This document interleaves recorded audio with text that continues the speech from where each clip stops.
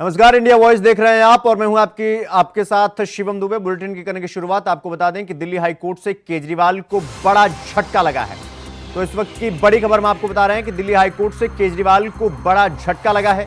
गिरफ्तारी वाली याचिका पर उन्हें कोई राहत नहीं दी गई है और ईडी से हाई कोर्ट ने जवाब तलब किया है। जवाब देने के लिए 2 अप्रैल तक का समय दिया गया है। 3 अप्रैल को मामले की अगली सुनवाई होगी। तो इस वक्त की बड़ी खबर हम आपको बता रहे हैं, जहां पर दिल्ली हाई कोर्ट से केजरीवाल को बड़ा झटका लगा है। गिरफ्तारी वाली याचिका पर कोई राहत नहीं दी गई। ईडी से हाई कोर्ट ने जवाब तलब किया है और जवाब 2 अप्रैल तक देने को कहा गया है, क्योंकि 3 अप्रैल को फिर से मामले की अगली सुनवाई होगी।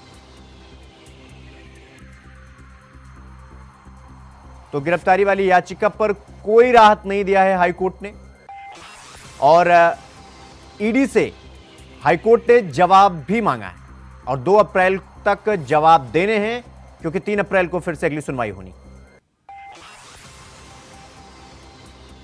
इस खबर पर हमारे साथ हमारे सहयोगी अजीत चौहान हमारे साथ दिल्ली से जुड़ गए हैं। माफ करिएगा, अजय चौहान हमारे साथ जुड़ गए हैं। अजय, गिरफ्तारी वाली याचिका पर कोई राहत हाईकोर्ट ने नहीं दी है।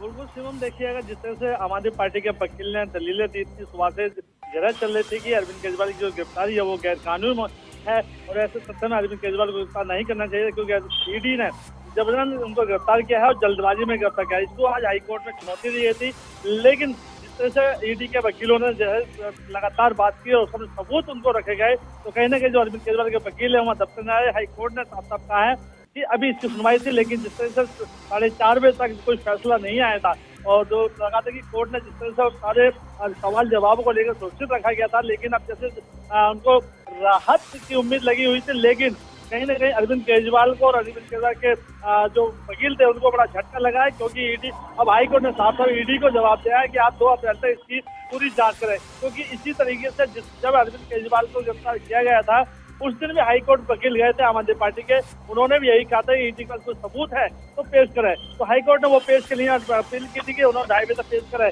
तो ऐसे में जो ईडी के पास सबूत है तो कहीं ना कहीं पूरे पुख्ता सबूत है, जो तथ्य है जो ईडी बता रही है उसके आधार पर जब कोर्ट में ये जो जरा चली उसमें आम आदमी पार्टी के वकील को धक्का लगा, लेकिन कहीं ना कहीं नुकसान भी हुआ। लेकिन अब राहत शायद नहीं मिलती नजर आएगी, क्योंकि अरविंद केजरीवाल अब कल दोबारा पेश होने 2 बजे, हो सकता है ईडी कस्टडी में दोबारा भेजा जाए इनको। अब जी अजय, सवाल तो ये है कि अगर ईडी असंवैधानिक तरीके से केजरीवाल को गिरफ्तार करती है तो फिर याचिका पर सुनवाई क्यों नहीं हुई?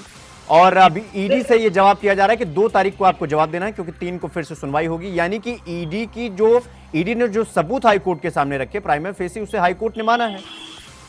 बिल्कुल, देखिए शिवम, जिस तरह से ईडी के तरफ से जो सबूत रखे गए थे, ईडी ने पूरे पुख्ता सबूत के साथ जो 28 पेशों की जो लिस्ट थी, जो पेश थे वो तैयार किए गए थे, जो अरविंद केजरीवाल के खिलाफ थे वो पूरे तैयार किए थे। कि अभी तक ये बयान साथ में आए, जो मनीष सिसोदिया जो सचिव थे उनके बयान सामने आए हैं, वो पूरे कई ऐसे तथ्य हैं। अगर मोबाइल फोन की बात करें उनकी बात करते हैं, उनकी रिकॉर्डिंग सामने आई है, लोकेशन सामने है। तो ऐसे बहुत अरविंद केजरीवाल के खिलाफ है जो उनको जेल भेजा सकती है।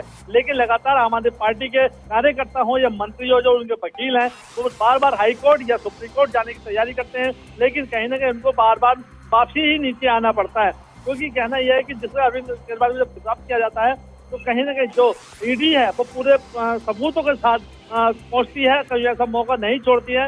इसलिए वो हर समय तत्पर तैयार रहती है ईडी, क्योंकि हाईकोर्ट जब चाहे वो सबूत मांग सकती है, चाहे सुप्रीम कोर्ट मांग सकती है, लेकिन अगर कहीं चूक गई तो ईडी को ही नुकसान होगा, कहीं ना कहीं छवि भी खराब होगी। तो ऐसे में ईडी ने पूरी तैयारी की है, पूरे सबूत के तौर पर कोर्ट में पेश किया था, तभी राहुल कोर्ट से उन्हें ईडी की हिरासत में 6 दिन के लिए भेजा गया था। लेकिन कल 2 बजे फिर दोबारा पेश होंगे। लेकिन एक चीज और सीमा में आ रही है कि अरविंद केजरीवाल का जो शुगर लेवल है वो ज्यादा गिरता नजर आ रहा है, यानी कहीं ना कहीं अरविंद केजरीवाल की तबियत भी खराब हो रही है। हो सकता है मेडिकल चेकअप के लिए दोबारा से लिया भेजा है, लेकिन मेडिकल टीम वहाँ मौजूद है। लेकिन हो सकता है कि कल जो राहत मिलेगी, लेकिन जिस तरह आज झटका हाईकोर्ट से मिला है वो अरविंद केजरीवाल के और अरविंद पार्टी के लिए काफी दुखद वाली बात है। जी अजय, हालांकि उनकी पत्नी भी कह रही थी कि केजरीवाल का शुगर लेवल हाई हो जाता है। खैर, सवाल ये है कि जब अरविंद केजरीवाल को ईडी ने गिरफ्तार किया तो ये कहा गया कि अब सुप्रीम कोर्ट जाएंगे, लेकिन सुप्रीम कोर्ट जाते नहीं है, फिर वापस लौट कर आते हैं और खुद ही कह देते हैं कि हम सुप्रीम कोर्ट नहीं जाएंगे। फिर हाईकोर्ट में जाते हैं, हाईकोर्ट उन्हें गिरफ्तारी न करने से कोई राहत नहीं देता है। इसका मतलब ईडी के पास जो भी सबूत हैं, जो तथ्य हैं, हाईकोर्ट उसे मान रहा है और हाईकोर्ट ये भी मान रहा है कि कहीं ना कहीं कुछ ना कुछ तो घपलेबाजी हुई है। शायद यही वजह है कि केजरीवाल सुप्रीम कोर्ट से लेकर हाईकोर्ट तक अभी तक मात खाते चले आ रहे हैं। बिल्कुल, देखिए शिवम, जब समय बता देंगे जिस अरविंद केजरीवाल गिरफ्तार हुए थे उस दिन हाई कोर्ट में भी थी और उसी समय सुप्रीम कोर्ट में भी याचिका लगाई गई थी अरविंद केजरीवाल को जो गिरफ्तार किया जा रहा है, जो हो सकता है ईडी गिरफ्तार कर ले, उनको बेल दी जाए। लेकिन सुप्रीम कोर्ट से जैसे ही उनकी याचिका दायर की गई थी, तुरंत 1 घंटे बाद आम आदमी पार्टी के वकीलों ने और आम आदमी पार्टी नेताओं ने वो जो याचिका थी वो वापिस ले ली गई थी, क्योंकि ये कहीं ना कहीं उनको पता था कि अगर हाईकोर्ट से ये सुनवाई नहीं हो पा रही तो सुप्रीम कोर्ट कैसे करेगा। देखिए कहीं ना कहीं वहां भी इनको नुकसान उठाना पड़ा। लेकिन ईडी के पास जो सबूत है वो पूरे हैं, सीबीआई पहले से ही इसकी छानबीन कर रही थी, पूरे सबूत दे दिए गए हैं और सीबीआई भी इसमें हो सकता है कल अपनी मांग करे कि हमें भी कुछ पूछताछ करनी पड़े। तो लेकिन देखना यह होगा राउंड कोर्ट से कल ईडी के हाथ जाएंगे या फिर सीबीआई के हाथ जाएंगे। लेकिन कल का सबसे बड़ा दिन रहेगा, क्योंकि पूरे दिन लगातार आम आदमी पार्टी विरोध प्रदर्शन भी करेगी, जो कि हाई कोर्ट के सबसे आदेश दिया गया है कि कोई भी आम आदमी पार्टी का प्रदर्शन ना हो, क्योंकि कोर्ट का मामला कोर्ट के बाद ना हो। इसको चेतावनी भी दी गई है। जी अजय, बहुत बहुत धन्यवाद आपका हमारे साथ जुड़ने के लिए।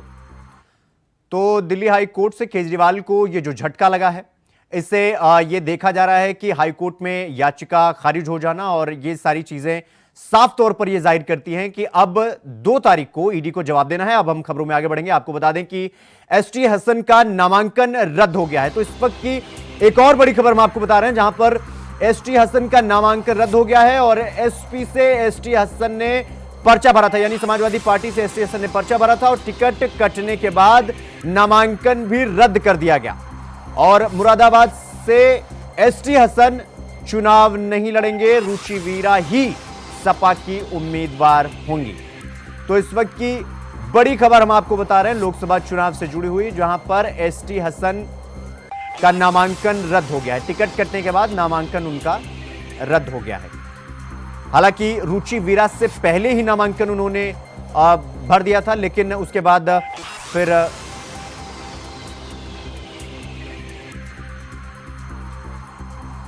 और रुचि वीरा ही सपा के उम्मीदवार होंगे।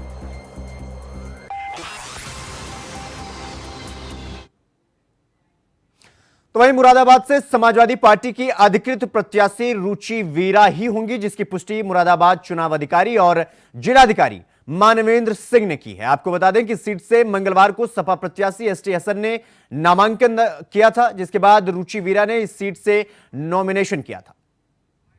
एसटी हसन जी के द्वारा पहले नामांकन किया गया था और फॉर्म ए भी जमा किया गया था, लेकिन आज रुचि वीरा जी के द्वारा नामांकन किया गया। उसमें उन्होंने फॉर्म ए भी जमा किया है, जिसमें एसटी हसन के जो पहले फॉर्म ए भी जमा किया था उसको निरस्त करते हुए हमारे पास फॉर्म ए भी आया हुआ है। अधिकृत जो आप हैं वो रुचि वीरा हैं? हाँ, अब अधिकृत प्रत्याशी रुचि वीरा। तो वही रुचि वीरा को सपा प्रत्याशी बनाने पर एसटी हसन का बयान भी सामने आ गया है। मीडिया से बातचीत करते हुए एसटी हसन ने कहा कि आजम खान और अखिलेश यादव का जो फैसला है वो उन्हें कबूल है और वो उनके साथ हैं और उनका टिकट उनका किसने काटा, क्यों काटा, ये तो काटने वाला ही बता सकता है। उन्होंने ये भी दावा किया कि 30 मार्च 2024 तक स्थिति साफ हो पाएगी कि पार्टी उन्हें चुनावी मैदान में उतारेगी या रुचि वीरा को चुनावी मैदान में उतारती। देखिए, मुझे पार्टी ने आदेश दिया था और मुझे सिंबल दिए थे, क्योंकि टाइम बहुत कम था और ये भी हिदायत थी कि जल्द से जल्द कर दें, इसीलिए मैंने नामांकन किया। और आज मुझे पता चला एक दूसरे कैंडिडेट ने भी नामांकन करा है। अब फैसले हाईकमांड के ऊपर है मेरे, वो जो भी फैसला लेंगे उसे हम तस्लीम करें। देखिए क्या परिस्थितियाँ ऐसी बनी और किस वजह से ऐसा हुआ, ये तो मेरे राष्ट्रीय अध्यक्ष अखिलेश यादव जी बता सकते। जब एक बार दे चुके थे तो कारण तो कुछ भी नहीं है। अगर कोई कारण होता तो पहली बार ही नहीं मिलता। लेकिन कुछ परिस्थितियां होंगी जो उन्होंने समझी होंगी, वो मेरे नेता हैं और वो जैसा समझे वैसा करेंगे। टिकट कटा क्यों? मैंने कहा नहीं, ये मुझसे क्यों पूछा है? जो कार्ड अगर जिन्होंने दूसरे को दिया है उनसे ही इस बात सवाल करा जाए। देखिए अखिलेश यादव जी, आजम खान साहब, ये सब हमारे नेता हैं। कुछ सोच समझ के उन्होंने कोई ऐसा कदम उठाया होगा, और अभी कोई ये तो है नहीं कि 30 तारीख तक के वो मैं नहीं लड़ूंगा। पूरा सही है। अगर पार्टी आप चाहेगी तो अभी भी मैं लड़ सकता हूँ। देखिए 2 दिन सिंबल के लिए भी जैसा मुझे पता चला है वो दिए जाते हैं। अगर वो अधिकृत प्रत्याशी हैं और जाहिर है इस वक्त तो उन्होंने राष्ट्रीय अध्यक्ष जी का लेटर भी जमा करा होगा, तो मुझे इसमें कोई आपत्ति नहीं है। पार्टी है, पार्टी के मालिक हैं, जिसको चाहे लड़ाएं। तो इस खबर पर हमारे साथ हमारे सहयोगी और स्टेट कोऑर्डिनेटर अनिल पाठक हमारे साथ जुड़ गए हैं। अनिल जी, सवाल ये है कि सुबह हम बात कर रहे थे कि रुचि वीरा या एसटी हसन, लेकिन अब रुचि वीरा फाइनल।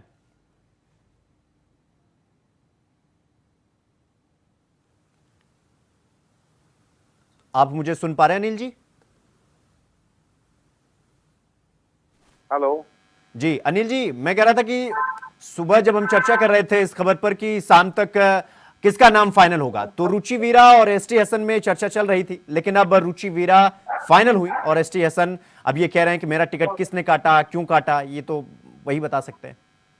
देखिए, अब मुरादाबाद में जो होना था वो एकदम साफ हो चुका है जी। वहाँ पे समाजवादी पार्टी ने, आजम खान ने रुचि वीरा को चुनाव मैदान में उतारने का ऐलान ही नहीं कर दिया है, बल्कि मोहर भी लगा दी है।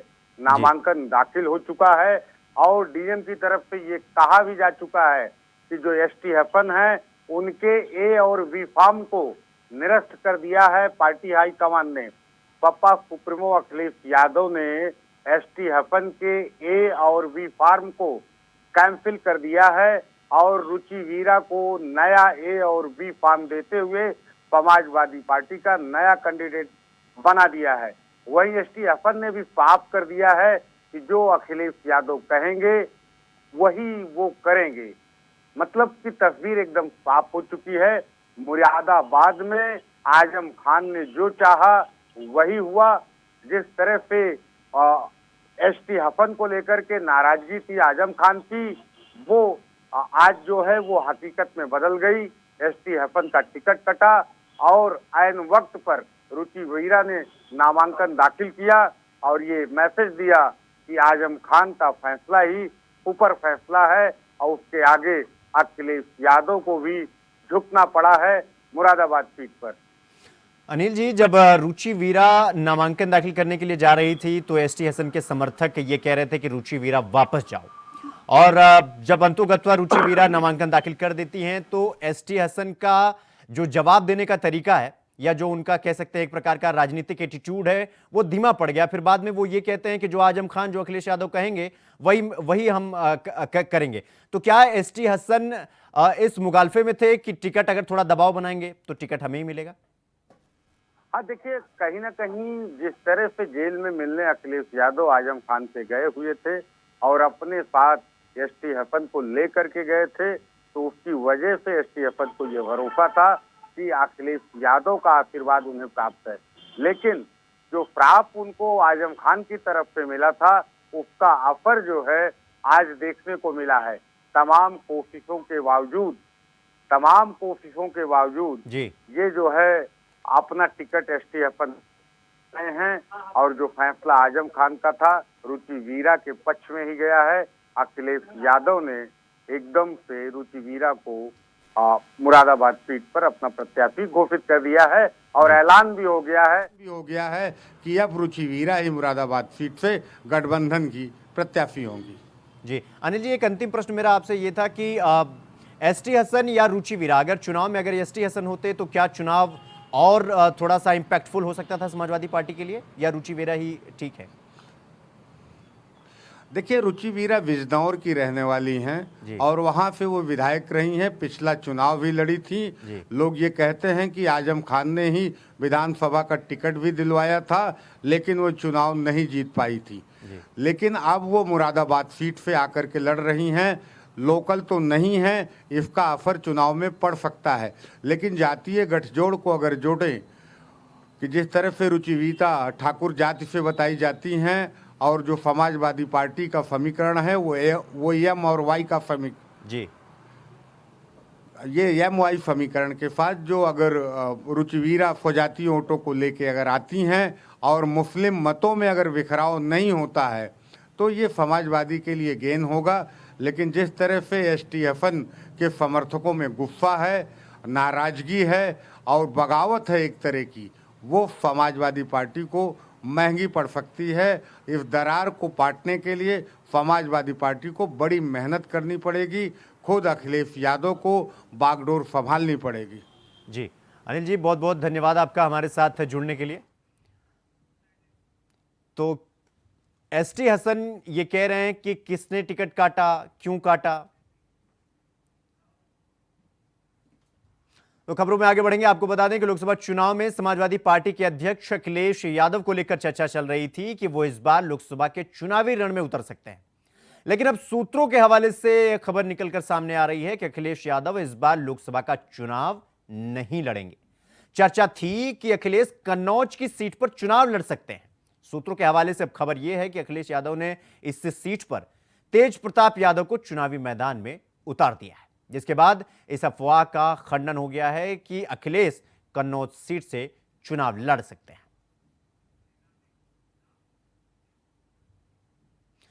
तो चलिए अब हम आपको ग्राफिक्स के जरिए बताते हैं कि आखिर अखिलेश यादव अब तक कहां से कौन कौन सी सीट से लोकसभा के चुनावी रण में उतर चुके हैं। तो अखिलेश यादव कहां से लड़ चुके हैं। सीट कन्नौज सन 2000 में और कब तक 2004 तक। फिर सीट कन्नौज से 2004 में फिर चुनाव लड़ते हैं और कब तक के लिए 2009 तक के लिए। तो सीट कन्नौज तीसरी बार रिपीट करते हैं और कब से 2009 से 2012 तक। फिर सीट चेंज करते हैं, सीट फिरोजाबाद से लड़ते हैं 2009 से 2009 तक। इसके बाद आजमगढ़ में चुनाव लड़ते हैं 2019 से 2022 तक, जो निरहुआ के सामने इन्होंने लड़ा था। सीट कन्नौज से फिर वापस आते हैं 2004 तक इन्होंने चुनाव लड़ते हैं।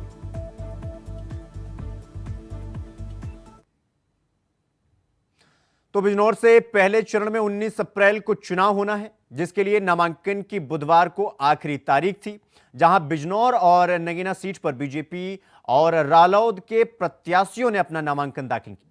बिजनौर से जहां चंदन चौहान ने नामांकन भरा, तो वहीं नगीना सीट से ओम कुमार ने नामांकन पत्र दाखिल किया। दोनों ही प्रत्याशियों ने नामांकन में यूपी के डिप्टी सीएम केशव प्रसाद मौर्य शामिल हुए। इस दौरान केशव प्रसाद मौर्य ने 80 की 80 सीट जीतने का दावा किया।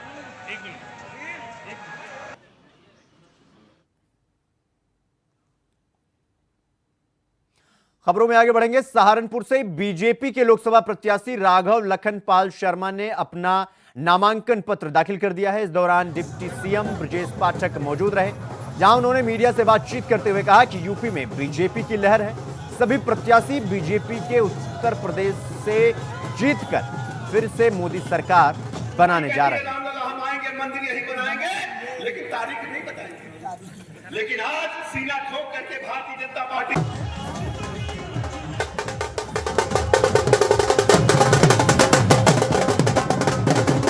सहारनपुर लोकसभा सीट पर जिस ढंग से जाति धर्म संप्रदाय से ऊपर उठकर लोग लाखों की संख्या में सड़क पर निकले हैं नामांकन सभा में, हम दावे के साथ कह सकते हैं कि यहाँ के लोकप्रिय प्रत्याशी आदरणीय राघव लखनपाल शर्मा जी प्रचंड बहुमत से जीत करके देश की सबसे बड़ी पंचायत में जा रहे हैं।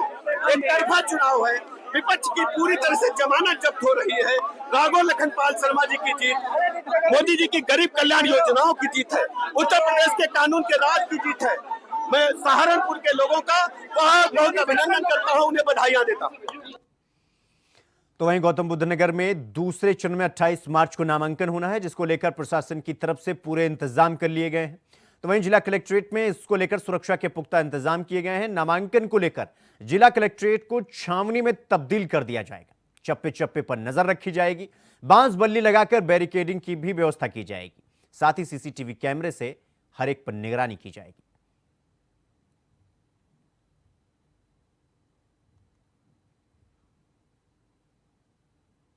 अमरोहा के अतरासी जोया गजरौला डिडौली में कांग्रेस की तरफ से दानिश अली को अपना प्रत्याशी बनाया गया है, जिसको लेकर विरोध तेज हो गया है। अमरोहा लोकसभा में लोगों ने दानिश अली का पुतला फूंककर अपना विरोध दर्ज कराया। आपको बता दें कि इलाके में दानिश अली के लापता होने के भी पोस्टर लगाए गए हैं।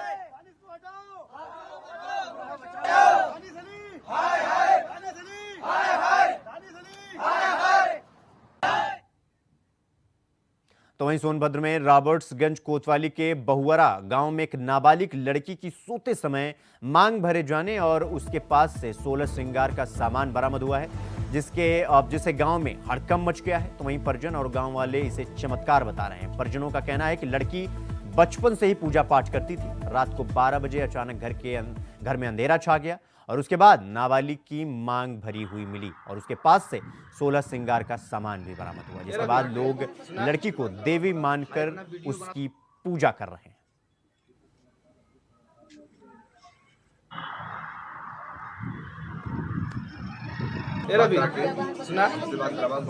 इतना वीडियो बना।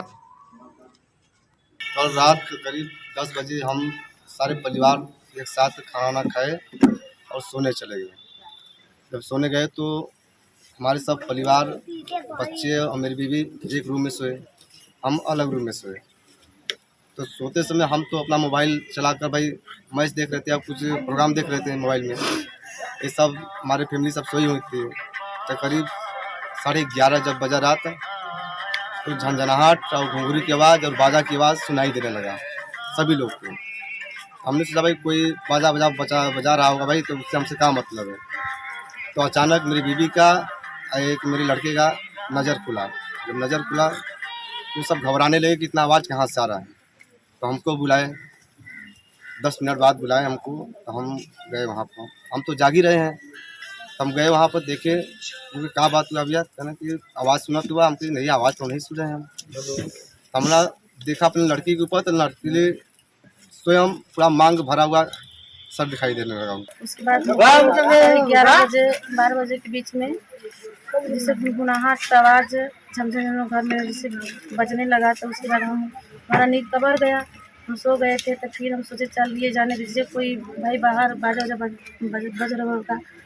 उसके बाद तब हम जगाए, हमको समझ में नहीं आया, पूरा अंधेरा छा गया, हमको जैसे दिखाई नहीं दे रहा है कुछ।